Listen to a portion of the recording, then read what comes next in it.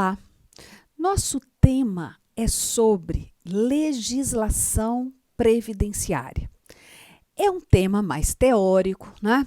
Que, dependendo de qual a formação do candidato ou do aluno, tem que ter um pouco mais de paciência, né? Por quê? Porque há denominações, há conceitos que talvez a pessoa não esteja tão acostumada. Então, para aqueles que já estão avançados, né, no estudo, tenha um pouco de paciência. Para aqueles que estão iniciando, preste bastante atenção. E, em caso de dúvida, entre em contato conosco. O que é legislação previdenciária, né? Olha o tema, legislação previdenciária. Ora, a legislação previdenciária é muito mais do que a lei previdenciária.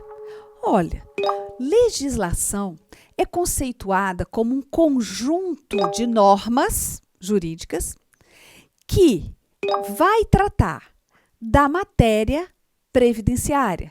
Ou podemos até estender que vai tratar da matéria securitária, né? Aí já passando para a Seguridade Social como um todo. Então, veja, eu coloco aqui para vocês conjunto de normas e atos administrativos referentes ao funcionamento do sistema securitário.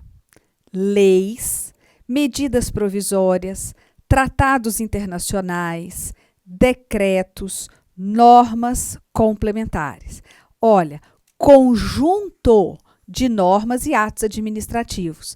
Então, a legislação é tudo que compõe, né, esse conjunto de normas. São todas as normas que vão tratar da matéria previdenciária. As leis, os decretos, as instruções normativas, as portarias. Então, é muito mais abrangente. E aí, quando eu coloco leis, tratados internacionais, medidas provisórias, decretos, normas complementares, é necessário, antes, falar de quem tem a competência para legislar em matéria de seguridade social e em matéria de previdência social. Sabemos que a competência legislativa ela é outorgada pela Constituição Federal, né? Então, a Constituição, no seu artigo 22, inciso 23, 22, 23, outorga competência para a União, competência privativa para a União, legislar sobre a Seguridade Social, né? Então, legislar sobre Seguridade Social é da competência privativa da União. Privativa, certo? Só que, no artigo 22, há um parágrafo único que diz que, ora, a União poderá, por meio de lei complementar, autorizar que estados e DF possam legislar sobre esse tema.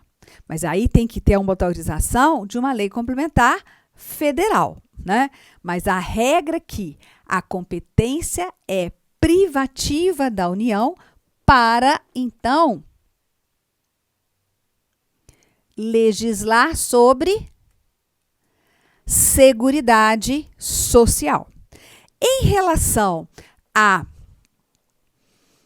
Previdência Social, a competência legislativa já é concorrente, cabendo à União editar normas gerais. Veja, o artigo 24, inciso 12 da Constituição Federal, dispõe que matéria de previdência social é competência legislativa concorrente, né? E sabemos que quando a competência legislativa ela é concorrente, cabe à União editar as normas gerais. Mas alguém poderia falar para mim, Ah, mas e o regime geral de previdência social?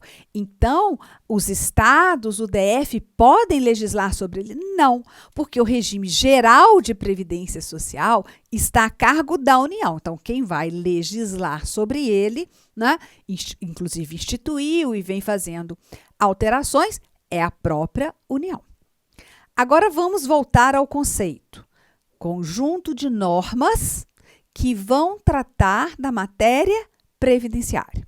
Vamos iniciar falando sobre lei, né? As leis são consideradas como fonte primária do direito, né? Primária por quê? Elas têm validade na Constituição e vão criar direitos e obrigações. A lei, sim, é que poderá criar direitos e obrigações. Nós temos no nosso ordenamento jurídico a lei ordinária, a lei complementar e a lei delegada. Não estou aqui para esgotar esse tema, porque esse tema é constitucional, né? Dentro de processo legislativo. Mas eu tenho que passar por isso. Então, veja, as leis vão ser ordinárias, complementares ou delegadas. A lei ordinária, né, no aspecto formal, ela precisa, para ser aprovada, o quê? A maioria simples. O voto da maioria simples, né, que está lá na sessão para aprovar aquela lei. Então, lei ordinária, ela não tem reserva de matéria, não, né? O que não couber às outras é por ela. A gente sempre tem que lembrar que o ordinário no direito é o comum, né? Eu falo que se alguém me chamar de ou professora ordinária ou professora comum, tá comum no meio, né? Não destaca. Por quê? Porque ordinário em direito é isso. Lei ordinária é aquela lei comum que precisa apenas da maioria simples dos membros que ali se encontram para votar e aprovar aquela lei, tá? No que diz respeito às leis complementares, no aspecto formal, ela vai precisar de um quórum privilegiado para a sua aprovação. Como? Ela precisa da maioria, da aprovação da maioria absoluta dos membros da casa para que seja aprovada. Não é a maioria absoluta daqueles presentes na votação, mas a maioria dos membros da casa, no seu aspecto formal. No seu aspecto material, a Constituição Federal reservou determinadas matérias para serem dispostas por lei complementar. Então, quando você verifica assim, cabe a lei complementar, nos termos de lei complementar, aquela matéria é exclusiva, né, de lei complementar. Então, já as leis complementares exigem um quórum privilegiado de aprovação. Aprovação da maioria absoluta dos membros da Casa Legislativa, né? Veja, temos também as leis delegadas. Olha, o próprio nome já nos dá a ideia. A competência de legislar, de elaborar leis, sabemos que é do poder legislativo, né? Cada poder ali tem a sua principal competência. O legislativo, então, o poder legislativo, então, delega, autoriza ao executivo, autoriza o poder executivo a elaborar a lei.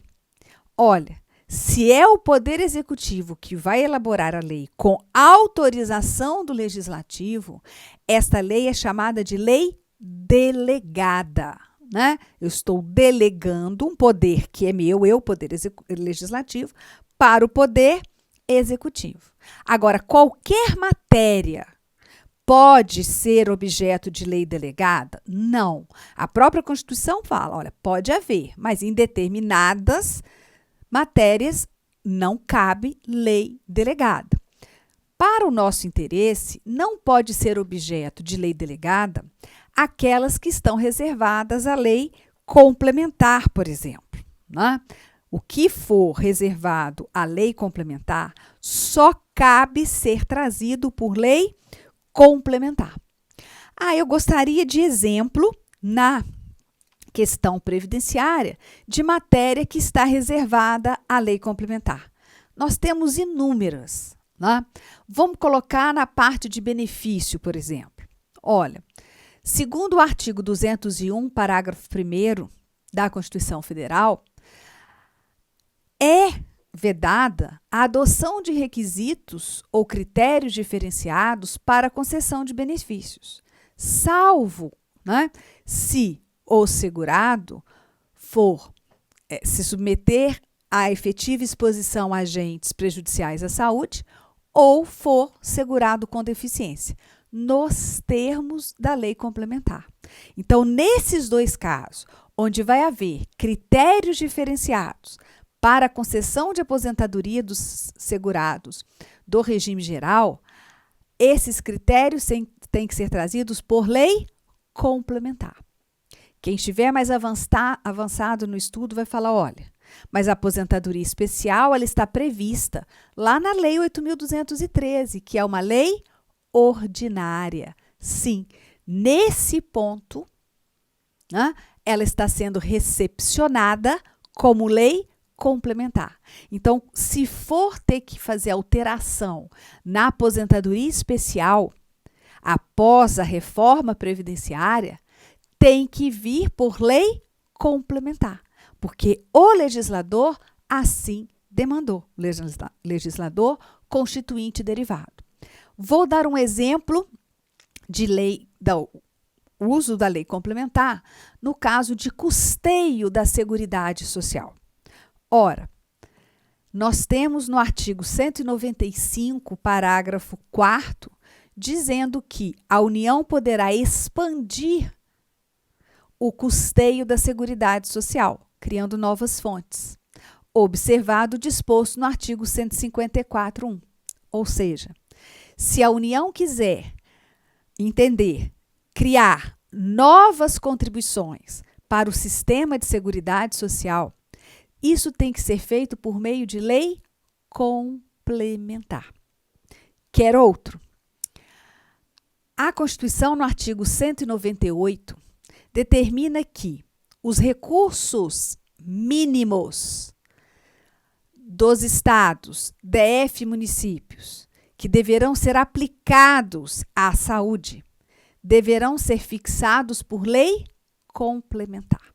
Então, há várias matérias dentro da Seguridade Social como um todo, e também, né, no que diz respeito à Previdência, que são afetas, são de lei complementar. Certíssimo? Então, vamos lá. Nós temos as leis, mas temos também a figura da medida provisória. Sim, a medida provisória, e a gente vê a todo momento ela sendo utilizada, né, é um ato do poder executivo, no caso federal do poder do presidente da República, e que tem força de lei, né? A medida provisória, segundo a Constituição, ela deve tratar de matéria de urgência e relevância. Isso é uma discussão dessa urgência e relevância, nem sempre, né, isso é tão levado a sério. Ora, matéria que vai ser abordada, tratada por medida provisória, não pode as matérias que são de lei complementar serem tratadas por medida provisória. Então, se a União quiser criar uma nova fonte de financiamento da Seguridade Social, ela não poderá se utilizar da medida provisória. Por quê? Porque isso exige lei complementar. Vai alterar a aposentadoria do segurado com deficiência por MP? Não, porque a aposentadoria do segurado com deficiência é matéria reservada à lei complementar. Então, lembrar que toda vez que você estudar que a matéria exige a lei complementar, já descarta de vez a possibilidade da medida provisória, né? Essa medida provisória, ela vai ser apreciada pelo Congresso Nacional, terá validade de 60 dias, prorrogado por mais 60, podendo ser prorrogado por mais 60. No período em que ela estiver em vigor, ela vai produzir os seus efeitos. Né? Ela vai produzir os seus efeitos. Se essa medida provisória ela for rejeitada, né, não for aprovada pelo Congresso Nacional, o Congresso ele tem que fazer um ato dizendo dos efeitos da sua vigência. Se ele nada disser, vai vigorar aquele período, né, de vigência da MP. Se ela perder o prazo, se ela caducar, ou seja, passado o prazo da sua vigência e não der tempo do Congresso Nacional apreciá-la, a gente fala que ela caduca, né? Houve aí a caducidade da medida provisória. Agora, ela pode ser aprovada ou aprovada com alterações. Nós tivemos a MP 871, que veio dia 18 de janeiro de 2019, a gente chama ela de mini-reforma previdenciária, que quando da sua análise e aprovação pelo Congresso Nacional, ela teve alterações na sua redação. A lei de conversão, a lei 13.846, trouxe algumas modificações, não aprovou certas disposições da medida provisória e alterou outros. E dali para frente ficou valendo a lei 13.846 de 2019. Tá? Tratado internacional também pode versar sobre matéria previdenciária? Sim. O tratado internacional é o acordo celebrado entre o Brasil e outro país, né? O acordo é celebrado pelo presidente da República. Aí vem e tem a aprovação do Congresso Nacional, que emite, nesse caso, né, um ato chamado decreto legislativo. O ato que o Congresso Nacional expede é o decreto legislativo. Nós temos na nossa Lei 8.212, no artigo 85A, veja, os tratados e convenções e outros acordos internacionais de que o Estado estrangeiro ou organismo internacional e o Brasil sejam partes e que versem sobre matéria previdenciária serão interpretados como lei especial. Então, se há um tratado firmado entre Brasil e Noruega, e nós temos a legislação interna falando sobre previdência, na hora de saber qual vai a ser aplicado, esse tratado internacional que versa sobre matéria previdenciária, ele será interpretado como lei especial. Então, aplica-se a lei especial em detrimento da lei geral. Né? Então, vai valer o que dispuser o tratado internacional. Temos também os decretos. Sim, o decreto já não é considerado uma norma primária, uma fonte primária, mas sim uma fonte secundária. O decreto, ele não pode criar direitos e obrigações. Ele é um ato do poder executivo, né? E serve para regulamentar as leis. Mas ele não pode ir além do alcance das leis. Ele não pode criar direitos e obrigações. Ah, tem algum decreto? Nós temos vários, né? O decreto que a gente vai estudar é o decreto 3.048 de 99, com todas as suas atualizações, né? Mais adiante ele está sendo atualizado. Nós temos o decreto 6.214, que trata especificamente do benefício de prestação continuada da assistência social, né? Então, nós temos decretos que vão regulamentar. O 3.048, ele regulamenta as leis 8.212 e 8.213, custeio e benefício. E temos as chamadas normas complementares. Normas complementares. Olha, são atos expedidos por autoridades administrativas. Essas normas complementares, olha o próprio nome.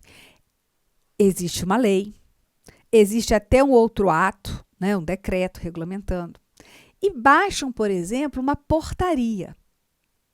A portaria, por exemplo, listando as doenças que dão isenção ao segurado do cumprimento de carência para auxílio-doença e aposentadoria por invalidez, ou uma portaria, né, trazendo o aumento, o índice de reajuste do aumento dos benefícios previdenciários. Isso são normas complementares, elas vão complementar, né, os outros.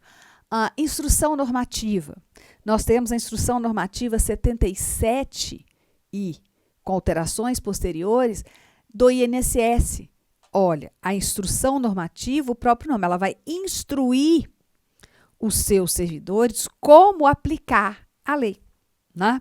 O entendimento. Então, normas complementares são atos expedidos pelas autoridades administrativas, pressupondo sempre a existência da lei ou outro ato legislativo a que estejam subordinados. Vamos ter as portarias, as instruções normativas, as circulares, etc.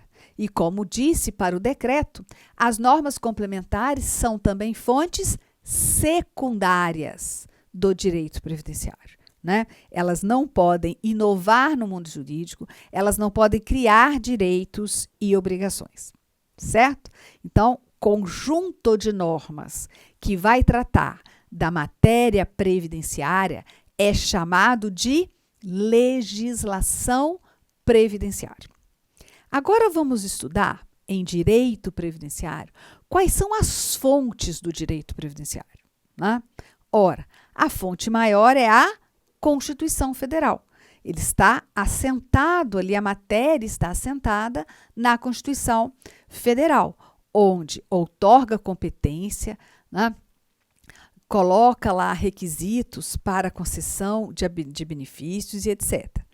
E são fontes também a emenda constitucional, nós tivemos várias emendas trazendo reforma, as leis complementares, ordinárias e delegadas, a medida provisória, o decreto legislativo, leia-se aí ato normativo do Congresso Nacional, por decreto legislativo, a resolução do Senado Federal, os atos administrativos normativos, nessas normas complementares, e a jurisprudência dos tribunais superiores. A doutrina entende que a jurisprudência também é fonte do direito previdenciário. Leis. Já falamos, né? No sentido estrito, as leis são ordinárias, complementares e delegadas. E podemos colocar as medidas provisórias que têm força de lei. No sentido amplo, lei toma o conceito de legislação, tá? De legislação. Mas, no conceito estrito, são realmente as leis ordinárias, complementares e delegadas. Certo? Vamos lá.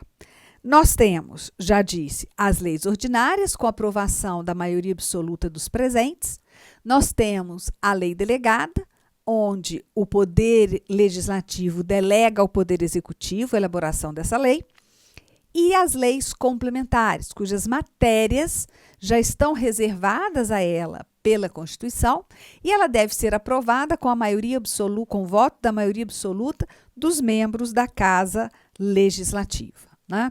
As leis são consideradas fontes primárias do direito previdenciário. Já como fontes secundárias, né, nós temos os decretos, as portarias, as instruções normativas, as circulares, todos os outros atos administrativos são de fonte secundária. Jurisprudência. O que é jurisprudência, para quem ainda não, né, se familiarizou com a matéria jurídica? Jurisprudência são decisões reiteradas dos tribunais. Então, segundos, você vai me ver muito falando assim, conforme o entendimento do STJ, a mulher que renunciou aos alimentos na separação terá direito à pensão do ex-marido, comprovada a dependência econômica superveniente. Ora, é até um enunciado de súmula, né? Mas é o quê? É uma decisão reiterada de um tribunal superior. A jurisprudência entende. O STJ vem entendendo que os 15 primeiros dias que o empregador, a empresa tem que pagar ao empregado pelo afastamento do trabalho, pela incapacidade, não gera incidência de contribuição previdenciária. Então, isso também é o quê? Matéria reiterada, decidida por um tribunal superior. Agora, as decisões dos tribunais vinculam diretamente, veja, a jurisprudência como norma geradora de norma jurídica individual em razão das decisões é fonte de direito, pois suas decisões são vinculadas para as partes. Então, num controle, né, difuso, por exemplo, de constitucionalidade, só vale entre as partes. Já num controle concentrado, o efeito vai ser, né, para todos. Então, vai depender, mas é fonte, sim, do direito previdenciário. Por quê? Elas são capazes, na verdade, de até modificar o pensamento do entendimento do legislador ou a interpretação de quem está aplicando aquela lei. Então, pode acontecer, sim, dela ser fonte do direito previdenciário. Esse direito, esse ramo do direito previdenciário, ele é autônomo ou não? Se discute sobre a autonomia do direito previdenciário. Olha, não é pacífico o entendimento que o direito previdenciário seja autônomo em relação aos demais ramos, mas é majoritariamente que sim, né? Uns acham que o direito previdenciário, ele surge a partir da segmentação do direito administrativo. Por quê? Por causa da organização do Estado, né, na proteção social. Enquanto os outros falam, não, ele veio da evolução do direito do trabalho, né? E ainda aqueles que falam, não, ele é autônomo sim, por quê? Porque desde há muito ele vem utilizando conceitos e princípios que lhe são próprios, mesmo antes do direito do trabalho, né? Ora, a primeira corrente que diz que ele veio da segmentação do direito administrativo tem um porquê, né? Porque o Estado, ele assumiu a previdência social.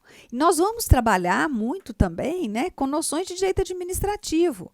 Ora, a administração tendo que cumprir, a administração, né, nós temos a administração de regimes próprios de servidores efetivos, que muito estudado no direito administrativo.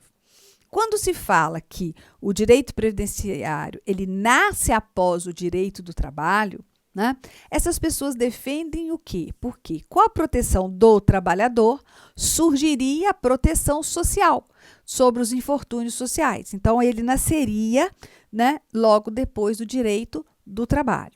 E aqueles que falam, não, ele é autônomo porque ele utiliza conceitos, né, denominações, institutos completamente diversos e que só a ele cabem.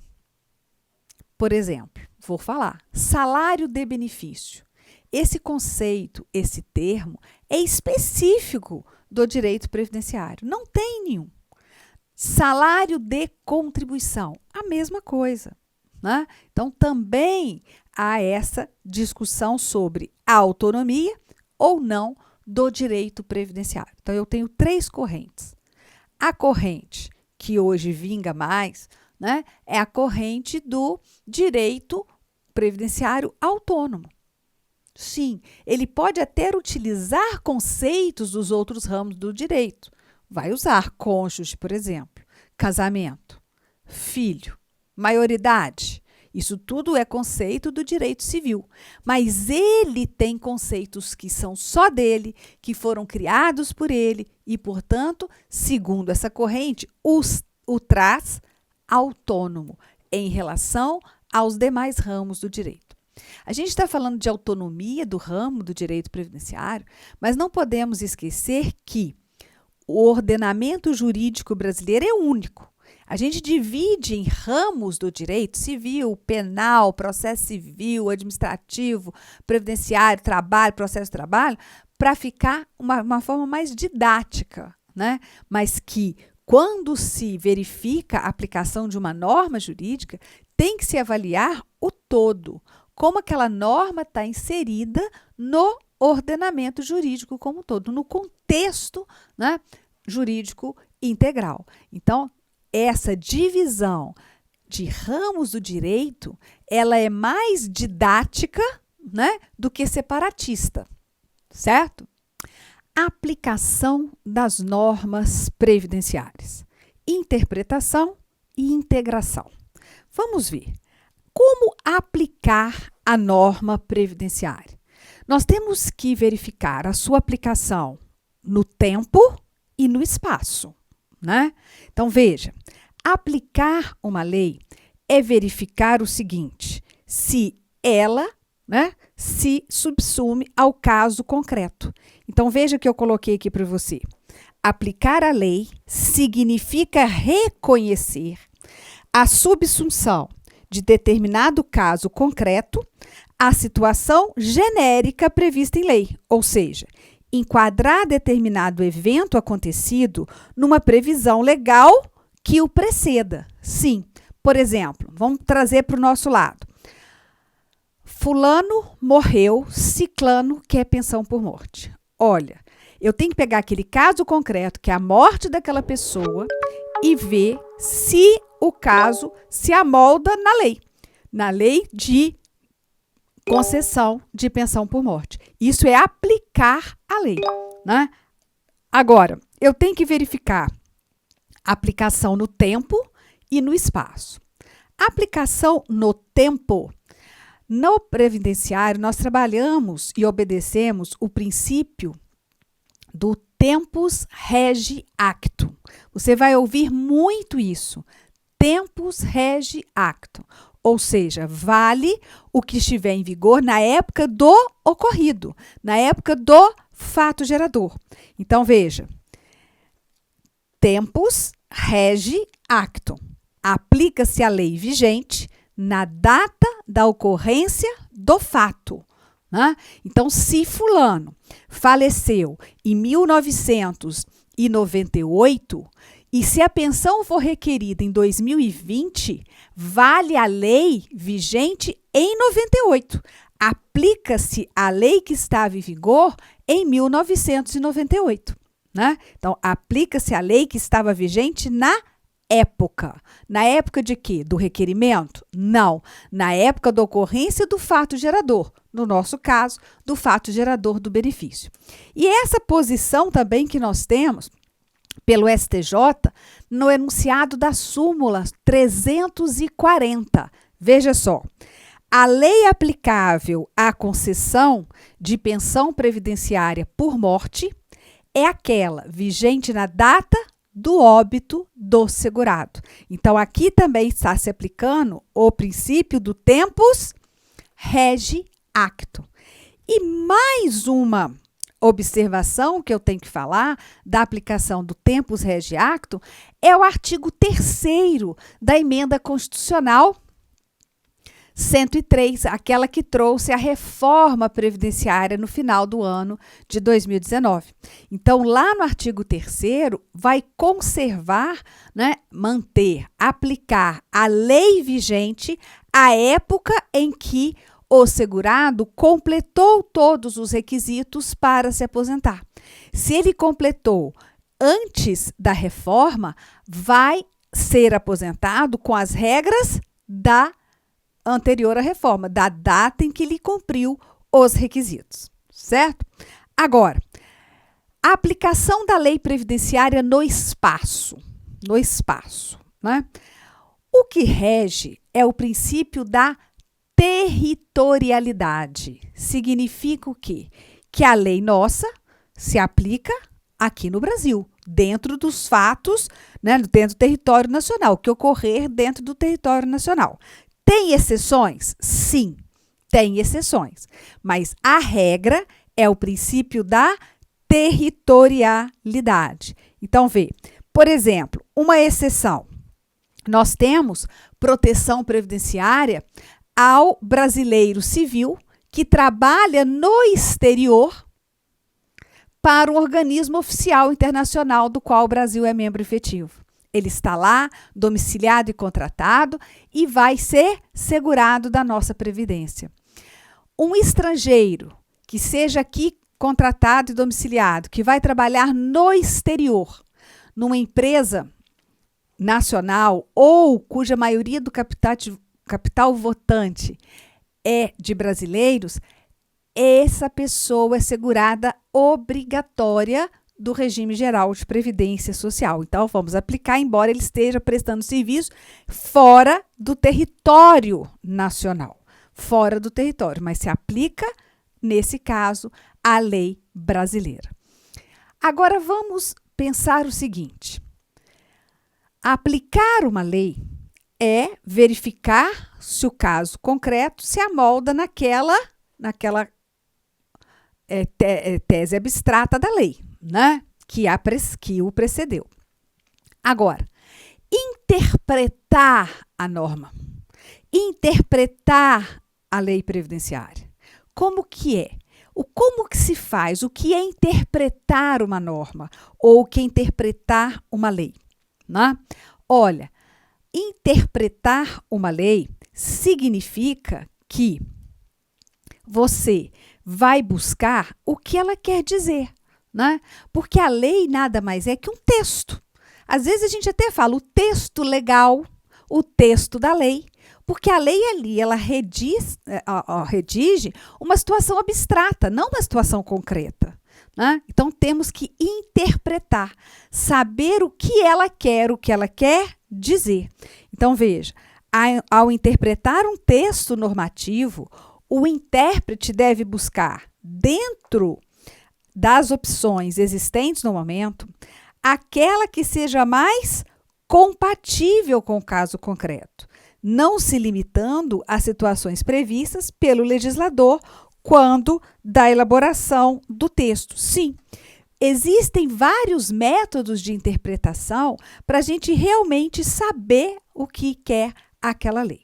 Então, olha, os métodos de interpretação, segundo a doutrina, eles vão ser divididos quanto à origem, quer dizer, de onde vem, quem está interpretando. Né?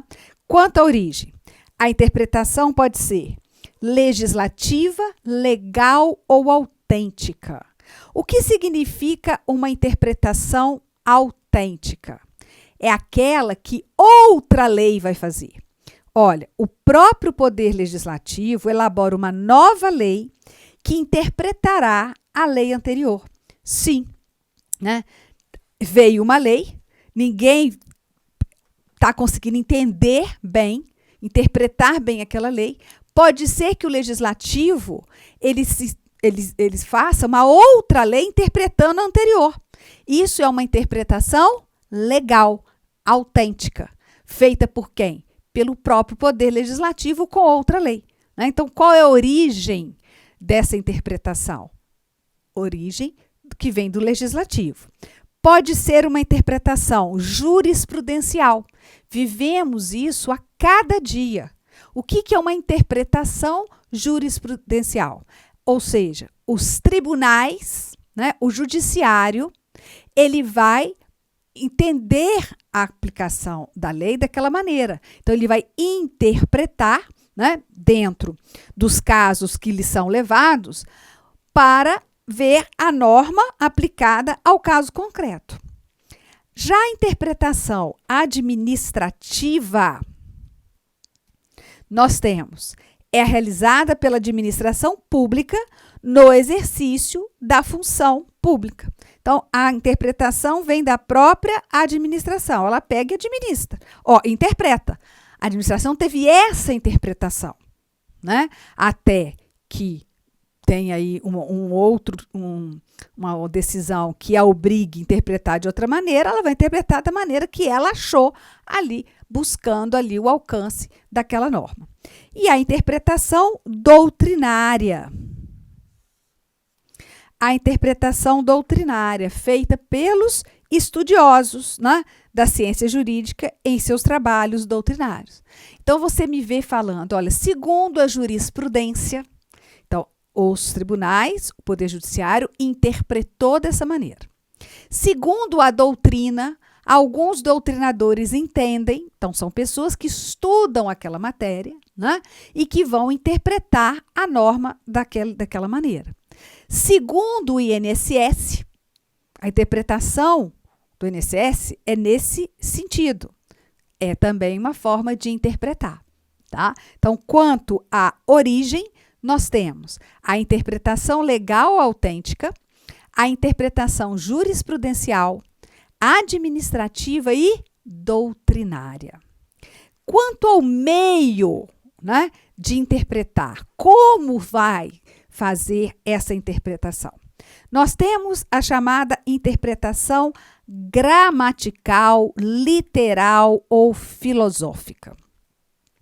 Olha, gramatical, literal. Quando utilizamos esse meio, essa maneira de interpretar uma norma, né, nós baseamos no sentido do significado das palavras utilizadas naquela lei. Então, a gente vai partir para interpretar com o significado dos termos que ali estão, com o significado das palavras.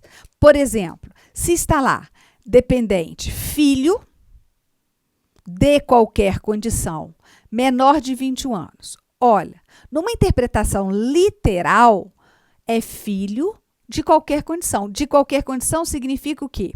Filho no casamento, filho fora do casamento, né? Filho adotado. Não, é filho. Ponto. Está ali literalmente escrito. Filho em qualquer condição, menor de 21 anos.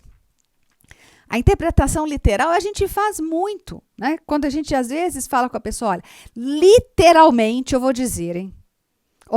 Ou seja, com essas palavras aqui, veja o significado das palavras. Né? Então, essa é a interpretação literal. Nós temos também a interpretação histórica ou genética. Olha, interpretação histórica. Se é histórica, eu vou buscar o que aconteceu para levar o legislador a elaborar uma norma dessa, né? Então, por isso que é histórica ou genética. Por que essa norma nasceu? Por que essa lei veio, né? O que aconteceu? Então, veja, o intérprete deve examinar os elementos e as circunstâncias e causas que implicaram na criação da lei. Então, a análise que se faz aí é no sentido de quê? De saber o que levou aquela lei ser criada. Então, a pergunta que se faz é o seguinte: por que foi criada essa lei? Né? Por quê? Qual é a história, por exemplo? Vou dar um exemplo clássico em previdência. Por que a pensão por morte de cônjuge e companheiros deixou de ser vitalícia em regra? Porque o INSS estava percebendo, a União estava percebendo que havia muitos casamentos com uma diferença de idade entre um cônjuge e outro muito grande. Nós não podemos interferir na escolha das pessoas, casar com uma pessoa 50, 60 anos mais velha. Não, isso não cabe ao Estado impedir, né?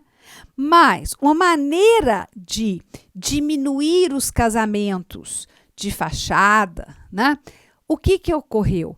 Criou-se a lei que segurado que falece com menos de 2 anos de casamento ou união estável, sem ter morrido de acidente, já vai dar uma pensão para o cônjuge pelo prazo máximo de 4 meses. Né? Por máximo de 4 meses. Depois, se tem um tempo maior de casamento, pode adaptar a pensão durar por um tempo maior, 3 anos, 6, 10. E por quê? Por que 3, 6, 10, 15? Dependendo da idade do cônjuge. Porque quanto mais novo ele é, mais fácil ele entrar ou voltar ao mercado de trabalho se ele não estava trabalhando. Né? Então, ele não precisaria daquela fonte de renda, que é a pensão por morte, por muito tempo. Uma pessoa que fica viúva aos 25 anos de idade, né? Olha, de um lado, tem muito pela frente para construir na vida, então 25 vai dar 21, 26, 6 anos de pensão para a pessoa. Já dá para arrumar e começar a trabalhar. Né? Ao passo que, se o viúvo ou a viúva é uma pessoa de 44 anos ou mais, aí sim a pensão vai ser vitalícia, desde que, obviamente, o segurado tenha, no mínimo, 2 anos de casamento ou união estável na data do óbito e tenha já contribuído por 18 meses para a Previdência. Mas olha a diferença. Então, eu estou buscando o porquê essa lei foi feita, né? Por quê? Porque já tinham constatado isso e também estavam vendo que o equilíbrio financeiro da Previdência estava sendo ameaçado. A outra interpretação é a interpretação teleológica ou finalística. Se o teleológico é difícil para guardar, mas tem que guardar porque é o nome que as bancas mais gostam, olha, finalística, finalidade. A interpretação teleológica ou finalística, ela busca verificar o que o legislador quer com aquela lei. Qual é o objetivo? Qual é a finalidade a ser alcançada? Então, se eu for fazer a interpretação a interpretação genética ou histórica, eu olho para trás. Por que foi feita essa norma? Se eu vou fazer uma interpretação teleológica, finalística, eu olho para frente. Qual é o objetivo que o legislador quer alcançar com essa norma? Lei do desarmamento. Qual é o objetivo da lei do desarmamento? Diminuir a violência? Ou inviabilizar as indústrias de armas? Qual é o objetivo? Então, esse é um tipo de interpretação que se tem. Outro meio de interpretar é a interpretação sistemática. Sim, essa interpretação sistemática, ela é uma interpretação de modo que você coloca aquela lei, e ela realmente tem que ser, dentro de todo o ordenamento jurídico. Então, você vai interpretar aquela lei, mas já vendo a repercussão, né, e o enquadramento dela no ordenamento jurídico, para que não haja nenhum desequilíbrio na segurança jurídica, nenhuma ofensa. Então, é uma interpretação sistemática ou sistematizada, vendo o todo nesse caso. Veja, a interpretação se faz partindo do entendimento de que todas as regras jurídicas devem ter entre si um nexo, pois são parte de um só sistema jurídico. Deve ser interpretada considerando a sua existência dentro do ordenamento jurídico como um todo, né? Então, tem o ordenamento jurídico e várias leis. Ela tem que estar inserida aqui e tem que estar coadunando com ela, né? De acordo com todo o ordenamento jurídico. Né? Interpretação sistemática. Então, quanto ao meio de interpretar, nós temos a interpretação histórica, a interpretação teleológica, a interpretação sistemática e a interpretação literal. É só lembrar, meu amor, não te quero mais. Ponto. Se você for interpretar literalmente, acabou, não quero mais, não adianta. Ah, mas por quê? É uma interpretação histórica. Para quê? É uma interpretação finalística, né? Então, veja, quanto à finalidade dos meios da interpretação, nós temos uma interpretação, tipo de interpretação estrita, restritiva e ampliativa. Veja, nós temos aqui, só pedir perdão aqui para vocês, espera aí. Olha, na interpretação estrita ocorre quando há concordância entre o significado das palavras com o que pretende o legislador. Então, estritamente ali. Está tudo certinho, um combinando com o outro. Na interpretação restritiva, ocorre quando o texto é mais amplo que a intenção da lei, devendo o intérprete restringir o seu alcance. Então, às vezes, o que o legislador quis não é aquilo tão aberto. Aí você faz uma interpretação restringindo, né? Colocando exatamente o que deveria, o que ele queria. É uma interpretação restritiva. Não é muito, né, queridinha. Interpretação extensiva. Olha, o texto é mais restrito do que a intenção do legislador. Aí você dá uma interpretação extensiva, estendendo o alcance daquela lei. Olha, quando ocorre que o texto é mais restrito que a intenção do legislador, deve o intérprete expandir o alcance da lei. Então, são formas de interpretação. Como que posso encontrar essas situações na prova, né? Essa parte teórica na prova? Ou vem teoricamente mesmo, interpretação em que uma lei interpreta a outra. É 2 pontos, aqui é na Procuradoria da Fazenda. Interpretação autêntica, né? Ou, segundo a interpretação teleológica da norma, buscou-se com isso, aquilo, né? Segundo a interpretação genética da lei, daquele caso, e etc. Então, aí pode ser, isso tem mais cara de SEBRASP, né? Segundo, mas você, como vai ter o conhecimento global de toda a matéria previdenciária, você consegue entender. Mas também pode ver, por meio da interpretação teleológica, o intérprete vai buscar os motivos, as causas que deram ensejo à criação da lei. Aí já não é interpretação teleológica, isso é uma interpretação histórica. Então, você vai marcar errado, né? Então, são maneiras que a gente encontra essa aplicação na prova.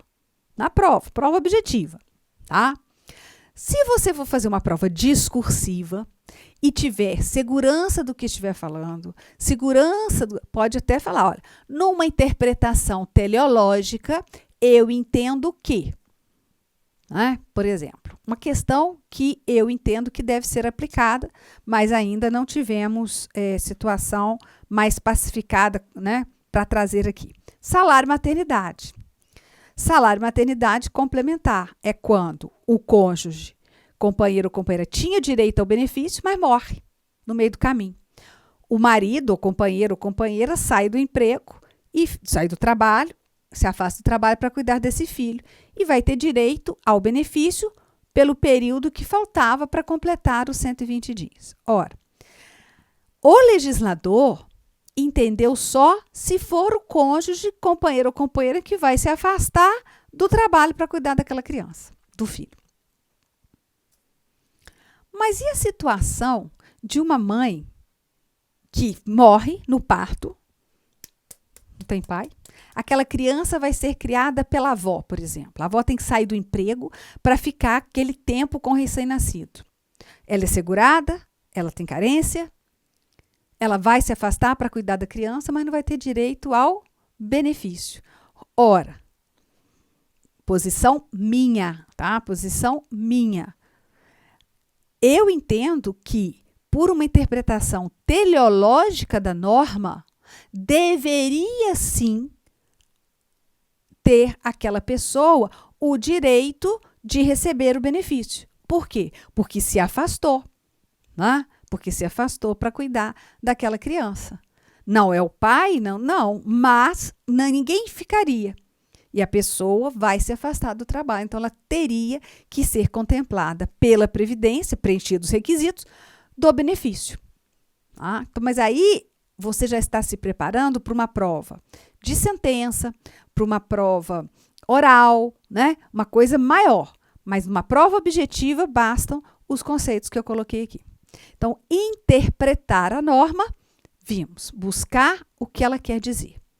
Só que muitas vezes a lei tem uma lacuna ali, tem um buraco a ser preenchido. Ela não está totalmente, eu não consigo aplicá-la no caso concreto, porque falta um pedacinho.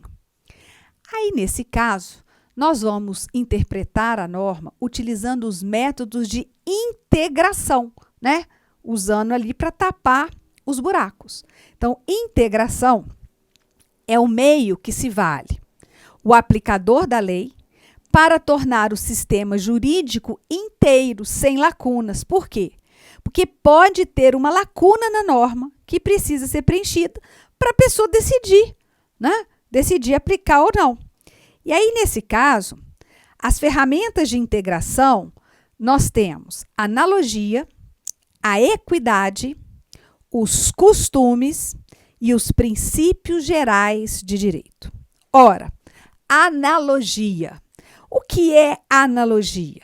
É uma coisa semelhante, né? Então, eu vou aplicar num determinado caso em que a lei tem uma lacunazinha e vou aplicar a analogia.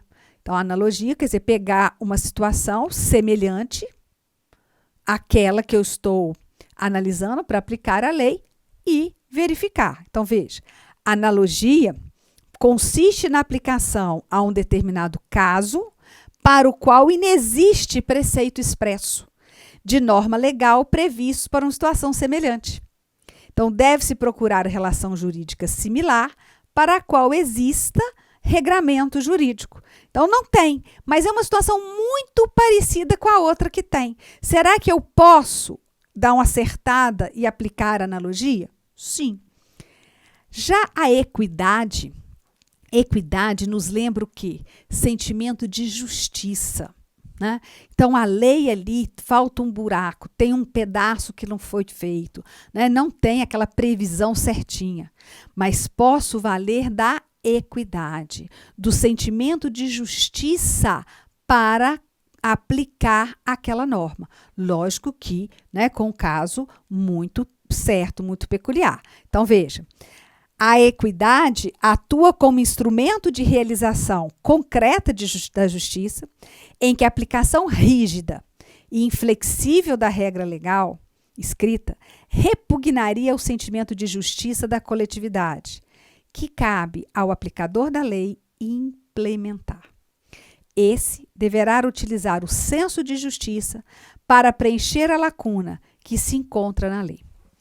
Por muito tempo, por muitos e muitos anos, foi utilizada a equidade para a concessão de pensão por morte de companheiros de união homoafetiva. Lá em 2001,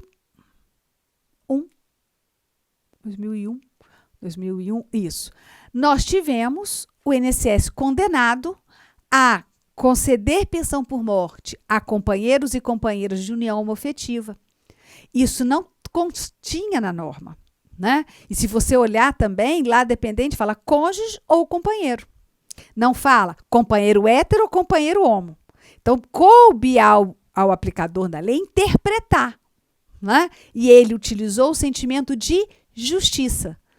Porque se numa relação hétero era tranquilo, né, ninguém questionava, por que que numa relação homoafetiva não teria o mesmo direito? Então, ele utilizou, na época, né, na decisão, foi baseado no princípio da equidade. Outro meio de integração são os costumes, né? Aquelas práticas reiteradas, de longa data, que a pessoa faz, ou a própria administração. Lógico que eu não posso utilizar costume para validar a aplicação de uma norma se aquele costume é contra a lei, né? Ah, eles costumam vender drogas lícitas mesmo. Não, isso não. Mas dependendo da situação, e na Previdência a gente vê muito isso, né?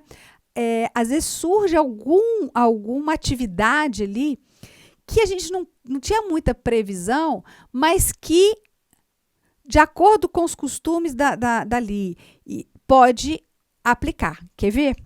O caso da indígena. A indígena, ela teve na justiça vitória para a concessão de salário-maternidade mesmo antes dos 16 anos. Olha, segurados vão poder ter benefício a partir dos 16, salvo o menor aprendiz a partir dos 14, né?